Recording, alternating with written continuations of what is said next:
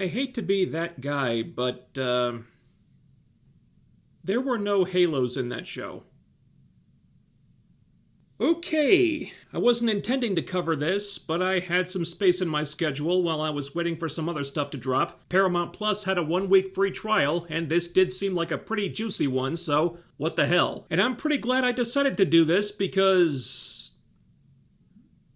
wow. I don't know a lot about Halo. What little I do know comes from playing the original game, reading a little bit about the lore, and collecting the OSTs. For the record, the OSTs are really freaking awesome. So I have a casual knowledge of the franchise at best, but I figured that would be enough. If there was anything I needed to know, I was sure they'd explain it, and the story of the games is fairly straightforward, and sure there's backstory there, but nothing that can't be fleshed out. That's why you do a TV series, presumably to flesh those things out. So you have a really popular video game series with a story that shouldn't be too difficult to adapt if you've got the budget for it. You've got a lot of lore to draw from with backstory and novels, and I'm sure there have been comics and other things like that. Looks like the handcuffs were off in terms of the violence they could get away with, and the studio is pumping a gargantuan amount of money into this project, so you figure as long as they stick to the games, this should be pretty good, right?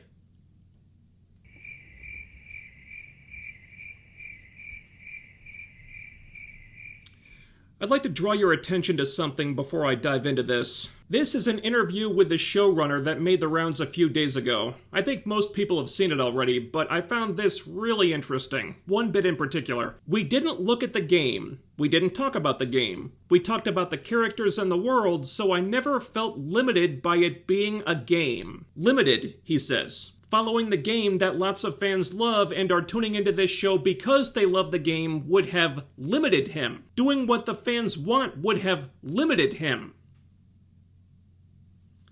They continue. Early on, we were thinking about doing something that could tie very closely with the game. What we were finding was trying to verbatim stay with everything that had come before wasn't serving the medium. It also wasn't serving the creative teams and their need to express a story and build the world through their eyes. Look, I don't think anyone expected you to stick to the games exactly. A first-person shooter as a TV show probably wouldn't work. But what I'm getting from this is that they didn't have much of a desire to go in that direction in the first place, and were a lot more interested in separating from the source material and doing their own thing. Not following the games or the lore, but instead just using the setting and some of the characters as a vehicle for their not-so-subtly woke feminist Halo-themed fanfiction. It was revealed that the show would have its own silver timeline, essentially allowing the show to diverge from the games and create its own canon and events without interfering with what has already happened. As it turns out, the games weren't much of a concern for the team and didn't factor much into the production of the show. So yeah, they just didn't give a shit, did they? They didn't have to follow the games because this silver timeline thing gave them free rein to just do whatever the hell they wanted. Look, if you want to write fanfic, get a fucking blog. Get a Tumblr. They love that shit over there. But if your target audience is fans of the games, not following the games at all seems like a pretty stupid idea. But then the argument might be that they're trying to attract a new audience, to expand to fans who may not have played the games. And that could be a thing, except that based on what I just watched, new fans who are coming in not knowing anything about Halo aren't gonna have a goddamn clue what's going on here, because so much of what happens in this first episode is so dependent on you already knowing a lot about Halo. Watching this episode was like starting a new book on chapter 15, or starting a series of 10 books on book 4. Practically all the world building was just skipped over. So if you're a new fan coming in and asking basic questions like, what's a Spartan, who's Cortana, what's the Covenant, get ready to be really fucking confused because they don't explain anything. This all seems like really necessary information you'd want to get on the table right off the bat, but the writers didn't care about that either. So being knowledgeable about the games is kind of required to understand what's going on in this show, but since the writers didn't want to follow the games, didn't care to make it for fans of the games, or make it accessible told to newbies who aren't fans of the games, I have to ask, who the hell was it made for then? That's what I'm gonna try to figure out. And it's not gonna be easy, because from a writing perspective, storytelling perspective, even a basic world-building perspective, this episode is a fucking mess. The writing is very confusing, the storytelling has no idea where it is or what it's doing, and the world-building is completely haphazard when they even bother with it, which they usually don't. So the series begins somewhere in the middle of the narrative. It's sometime after humanity encountered the Covenant, but it's not so long into the war that everyone knows about the Covenant yet, and it seems to be before the actual Halos were discovered. If the Halos are even a thing in the Silver timeline, which for all I know they might not be. It drops us on Madrigal, which the captions tell us is a heavy water extraction planet, but said heavy water isn't a factor. What they really do there, I think, is mine deuterium. What's deuterium, you ask? I don't know. They don't tell us. You might as well just call it unobtainium. It's just some really important thing that the human military wants because the plot says so, and these people have. The first thing I noticed here is the exteriors look really weird. They're either completely CG'd to the point where they look like video game cutscenes and not in a good way, or they're partially CG'd or combined with some pretty wonky green screen. Really took me out of it the first time I saw this. So there's this outpost or mining compound. Not sure what this place is exactly, but some people are playing cards, and there's a news broadcast on where some guy, who I'm pretty sure was one of the wacky scientists from Pacific Rim, is talking about how the UNSC wants to enslave them rather than pay a fair price for their deuterium, and they've been sending Spartans to crush people who don't comply, or whatever. And he's trying to negotiate peace, but the guys at the poker game think it's all BS, and peace talks are pointless, and the UNSC will just send Spartans after them anyway. What this scene is missing, for any Halo newbies who might be watching, is all the important stuff. What the UNSC is, what deuterium is, and what a Spartan is. Oh, they talk about how the Spartans are super amazing badasses who can't be stopped and kill without mercy, but what exactly they are, beyond the show's strange narrative about military propaganda that wants us to think the Spartans are the bad guys for some reason? No idea. If you want to know that, you need to have played the games that the show is deliberately not based on.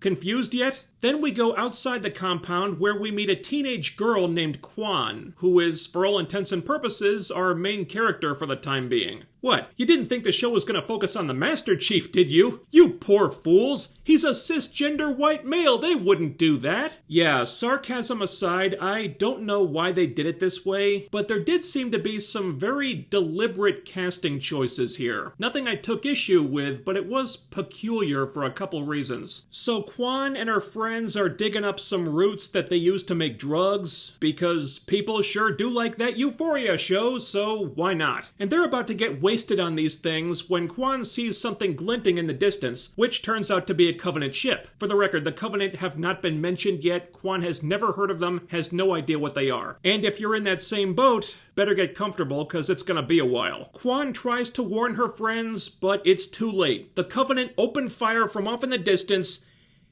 and these kids are toast. One thing I'll give this show, it doesn't shy away from the hard stuff. You see their bodies exploding, limbs getting blasted off. It's pretty startling, actually. Quan sets off an emergency flare to warn the compound. They sound the alarm. Her dad's in charge of the place, so he starts giving orders, getting everybody ready because they think the UNSC and the Spartans are coming to kill them all. That's a thing that happens on the regular in the Silver timeline, apparently. Quan makes it back to the compound, tells her dad it's not the UNSC, it's something else. He tells her to hide in some shelter thing they've got set up for the kids, and then the Covenant troops march in. The CG on these guys is a lot better, and they start just wreaking havoc, cutting through these people like butter. And it was about this time I noticed that this seems to be a primarily Asian community. There are other races too, there's a couple white dudes in there, but it looks like a noticeably Asian settlement that is getting mercilessly wiped out by a hostile invasion force.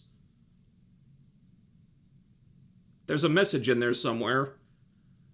A show like this might not have been the most appropriate place for it, but Here we are. The Covenant troops are rocking these personal energy shields, and the humans' guns can't get through them, so they're pretty screwed. There's a couple minutes of the humans just getting mowed down. The Covenant are showing no mercy, slaughtering everyone they see, when finally a UNSC ship appears in the sky, the Spartans start dropping out of it, and there's the Master Chief. Great entrance for him, admittedly. The suit looks damn near perfect. But it's immediately undermined with this really weird moment where Quan's dad is in between a Covenant soldier and the Master Chief. Master Chief starts advancing as the soundtrack plays this really sinister, threatening music, and they're playing it as if he's the real threat, as if Quan's dad is expecting the Master Chief to kill him. They're teasing us with the possibility that the hero of the Halo franchise might be the villain in this situation, and I don't know why. It's like the genocidal alien horde is cutting these innocent people down like animals, but look, here comes the Master Chief, and he's the actual bad guy, everyone. It's so strange and so awkward, and no one thought it was going to be a thing for a second, so why would you do this? Beats the hell out of me what they were thinking there, but shocker, Master Chief does not kill Quan's dad, he kills the murderous Covenant alien. And I say shocker because they present this like it's a big swerve. Quan even marvels that the Spartans, their fellow humans, are actually helping them rather than siding with the murderous alien armada to kill them all.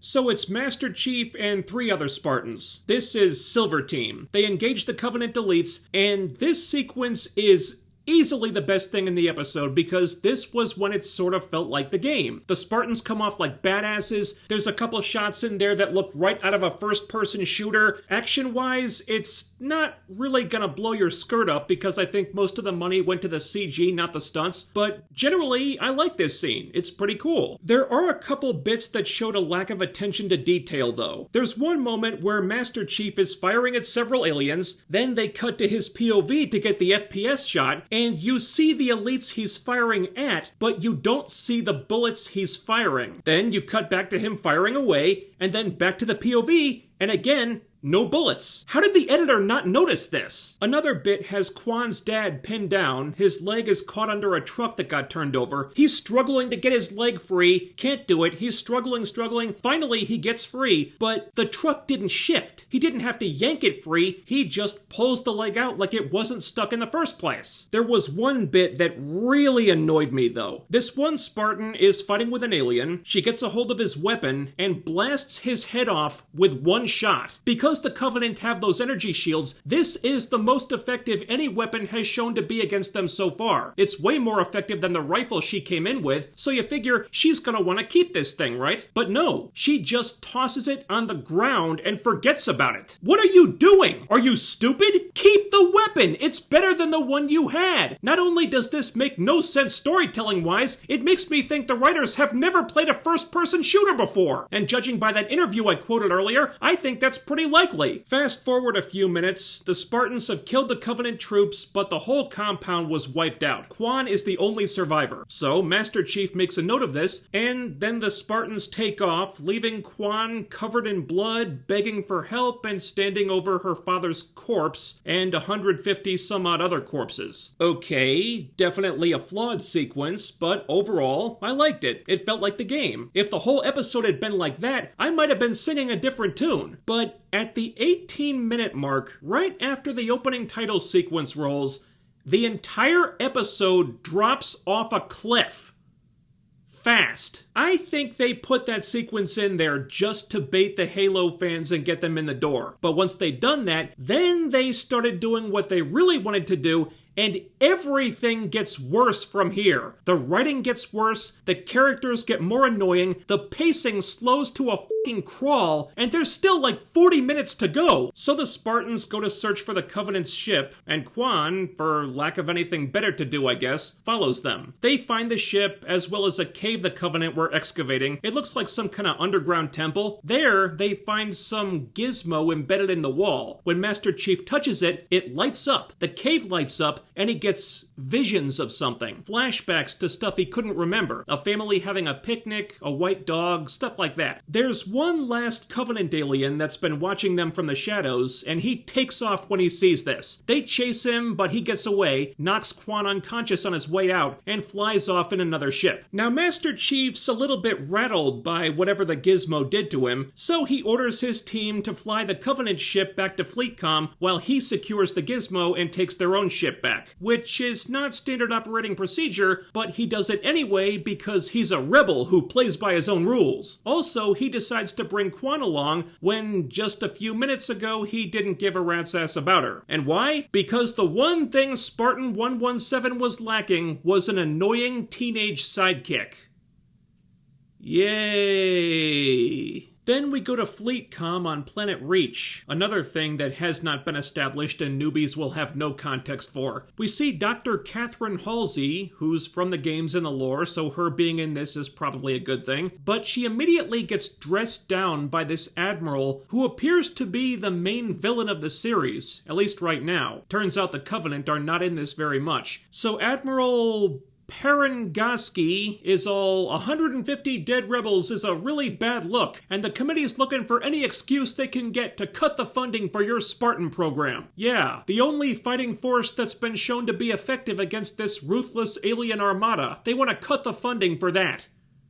So the committee are idiots. But Halsey tells her about the gizmo Master Chief found, and it might tell them something about the Covenant, which they still have very little intel on. The Admiral perks up at that, but not so much that she forgets to tell Halsey that she was ordered to knock it off with that experiment in the other room. Halsey claims she did, but the Admiral's not buying it and tells her to get rid of it. Said experiment turns out to be a clone of Halsey, I think. I assume this is the genesis of the Cortana program, or whatever the Silver Timeline's version of that is, but I could be way off on that. Then we cut to the only other scene featuring the Covenant in the whole episode, and the only thing it accomplishes is confusing me even further. One high-ranking Covenant officer named Mercy, he's a smaller guy in a floating chair, goes to see some other officer who is human. I have so many questions about this, and the episode answers none of them. You haven't even explained what the Covenant are yet, and you're already introducing human collaborators? It wasn't enough that they skipped over the first several chapters, now they're skipping chapters they haven't even gotten to yet. Mercy fills this woman in about the object that Master Chief brought to life just like she can, also notes that she carries a book of human stories, which she reads to better understand the minds of their enemies. He's clearly suspicious about this, and my God, there is so much information and so much world building we needed to view this scene in the proper context that we just don't have. This feels like there were entire episodes worth of information that were just cut out before we got here. I mean, maybe show us how the human collaborator is even a thing at all before you do this? Was this a thing in the games? I don't know. So Quan wakes up on Master Chief's ship, the Condor. He's got her locked up, she yells at him to let her out, but he's not even listening. Then a new character appears via hologram. This is Miranda Keyes, who tells Quan that the Covenant are attacking a lot of other planets, not just hers, and humanity needs to kind of get on the same page here because this is serious stuff. Now at this point in the story, Quan still has no idea what the Covenant even are. She's never heard of them. If she's meant to be our POV character, this is where she needs to start asking questions so general information about what's going on can be explained to the audience as it's explained to her. If I'm Quan, the first words out of my mouth here are going to be, what the f*** is the Covenant? You're not following the games. Presumably this version of the Covenant is going to be different, so longtime fans are going to need this information too, but Quan doesn't ask anything and they don't explain shit. Instead, they go deeper into this weird subplot about the evils of military propaganda, which is its own ill-conceived headache. Miranda says Quan can help them out by uploading a few words to the other colonies about what the Covenant did, how brutal they were, how the Spartans took them on, all things that are 100% true, by the way, and if she did this, it might help the humans put aside their petty political squabbling so they can focus on the war with that murderous alien armada that's trying to wipe them out. Sounds pretty reasonable, right? You'd think so, but you'd be wrong. Quan all but spits in her face at this, talking about how her dad spent his life trying to free Madrigal from the UNSC, so what if instead she just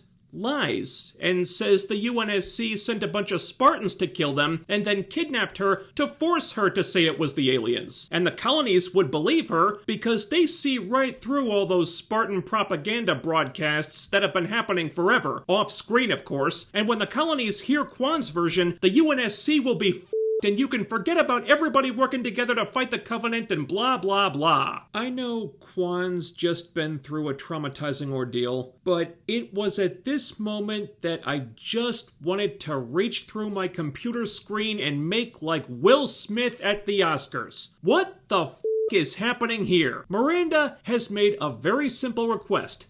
Tell the truth.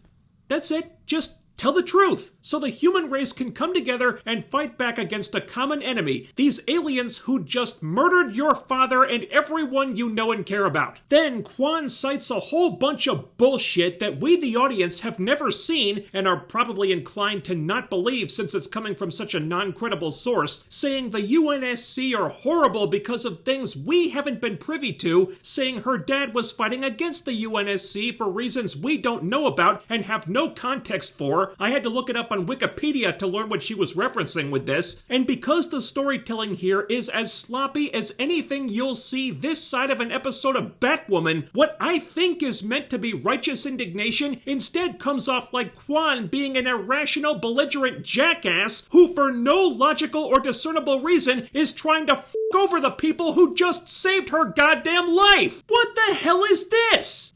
You little bitch! Master Chief should have let the Covenant kill your sorry ass! And guess what? She's not done yet, because then she tries to use this as a bargaining chip to get independence for Madrigal. She wants independence from the people who are the only reason why she's alive right now.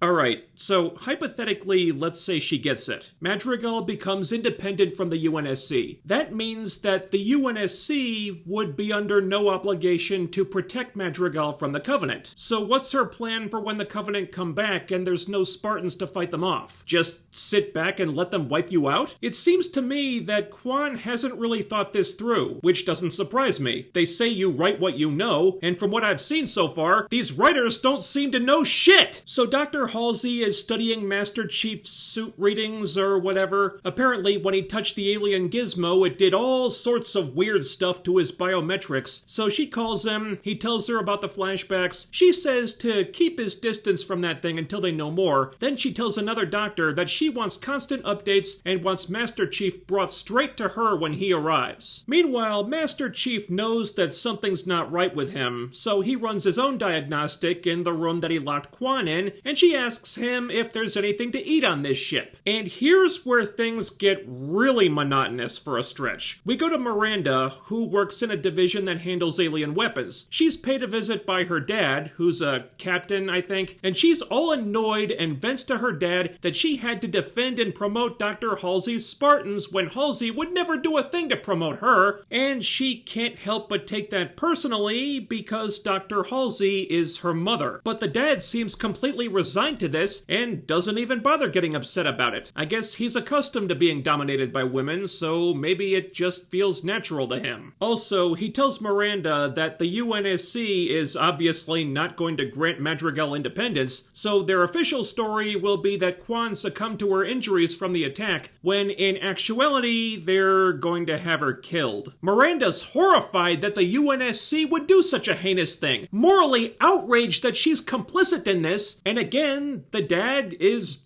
just resigned to it. We're in a war for humanity. But what's the point of humanity if we give up on our own? Okay, I understand why Miranda's so appalled by this. I'm not unsympathetic. And a big part of the problem is that almost nothing about this situation has been explained to the audience. But here's how I see it. I have no idea what deuterium is, because again, they haven't told us what it is. But if it's something that's very important to the war effort, and if Kwan is in a position to them over, so getting that deuterium would be more difficult, not to mention f***ing up their relationship even further with the other colonies, then what would Miranda have them do? Short of locking Quan up so she can't tell anyone those lies she concocted, what are their options? And I'm not asking that to be a dick, I'm asking because I genuinely don't know. How important is that deuterium? What happens if they don't get it? Is it something they can do without? Can they get it somewhere else? Can they silence Quan in some non-lethal manner? Has that even been considered? I have no idea. You haven't told us any of this shit. The writers are bending over backwards to contrive this scenario where this random teenage girl from some bum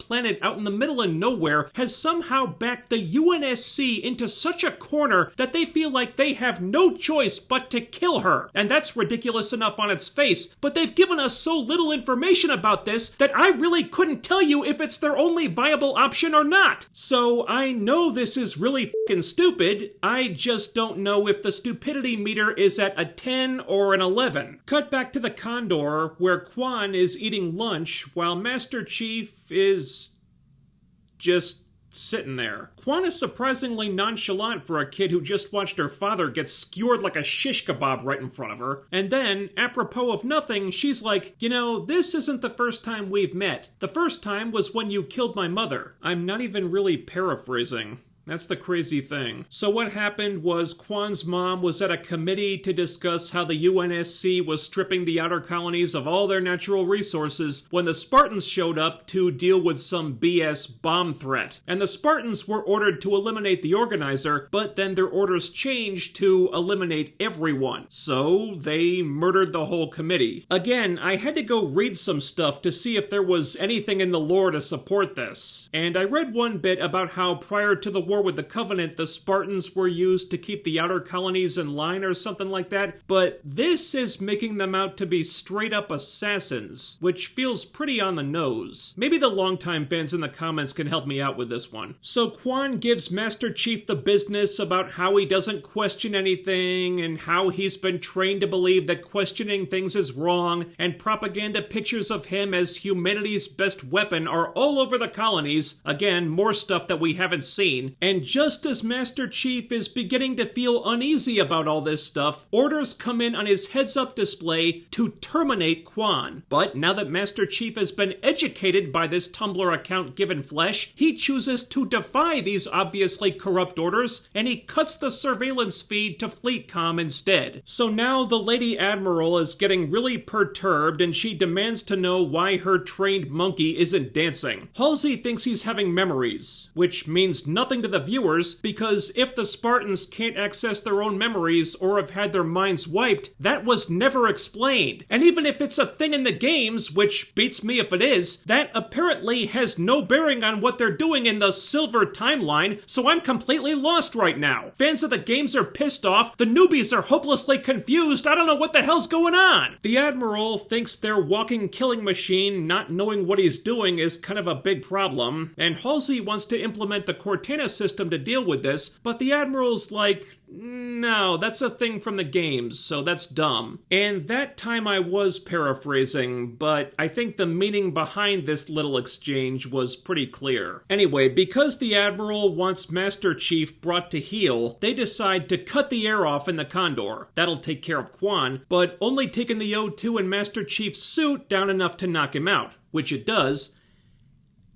And then he just wakes up. Then he accesses the atmosphere controls and turns the air back on, so they can remotely control the ship's life support, but not if he does the simplest thing possible to stop them? Seems like a weird oversight for a corrupt military intent on keeping their walking killing machines under their complete and total control no matter what. But what do I know? So the Condor is still running on an AI that's bringing it into FleetCom, and the Admiral wants to be ready for things to get nasty when it does, already figuring that Master Chief has turned on them. So she scrambles fighters, arms every single Marine in that place, and informs the other members of Silver Team that Master Chief has been compromised, ordering them to neutralize him. But Dr. Halsey just goes ahead and supersedes those orders, telling Silver Team to protect Master Chief when he lands, even from friendlies if it comes to that. And faced with two conflicting sets of orders, they immediately go with Halsey because Master Chief's their guy and they can tell this whole thing is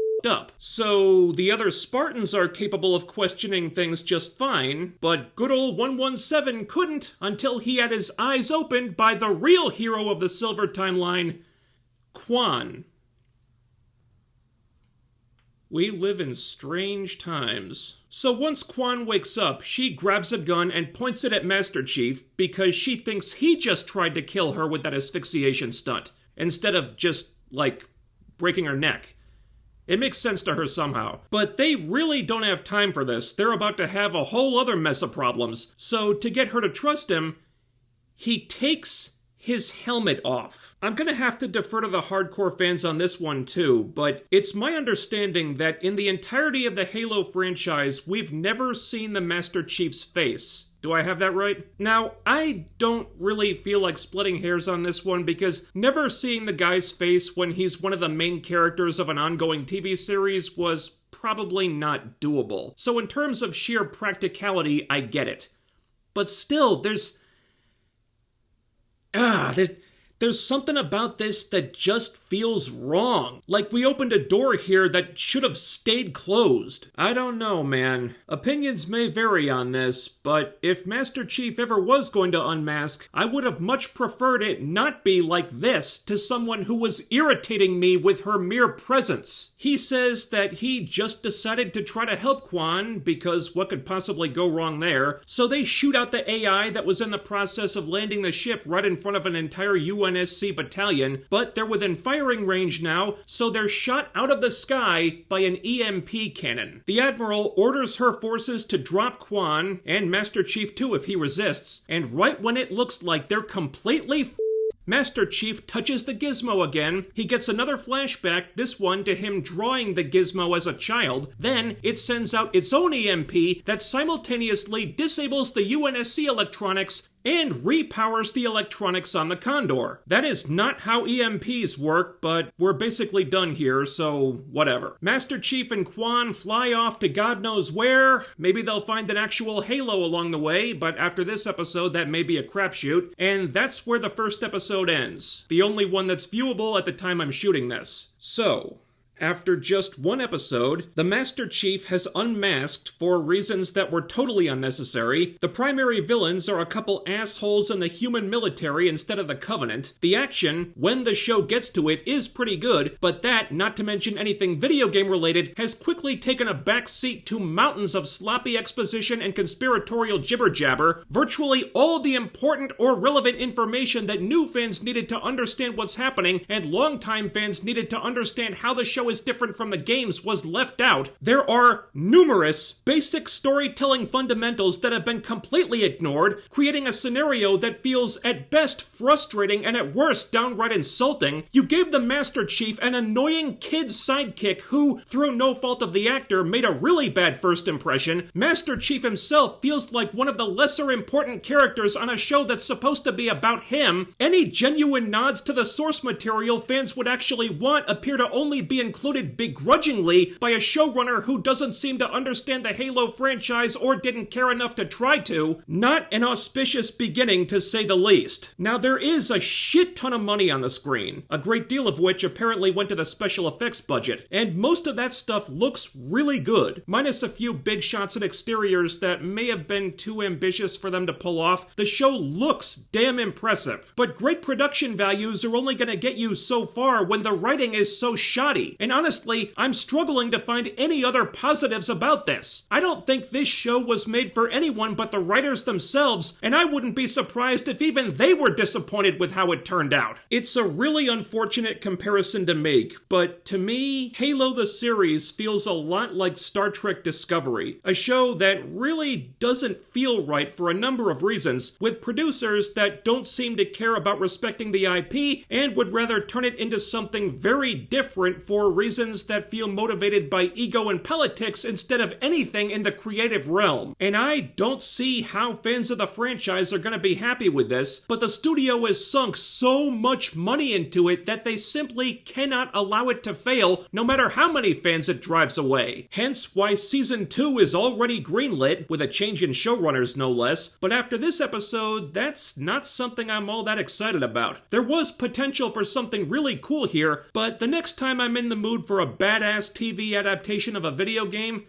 I think I'll just rewatch Arcane and Castlevania. And that should do it. This project seemed ill-conceived from the ground up, if you ask me. I don't anticipate doing many more videos about it, unless this video blows up to the point where I can justify not canceling my Paramount Plus account when the free trial runs out. But hey, I never expected that first Batwoman video to get much traction, and look what happened there. So if you want more Halo content from me, you gotta make this one take off. So you know what to do. Leave a comment, share the video around, like, share, subscribe, make sure you're still subscribed, ding the bell icon and hit the links down there to follow my social media so you can always be notified when I upload new stuff. Thanks for watching, stay tuned, and I'll be back with more soon. See you next time.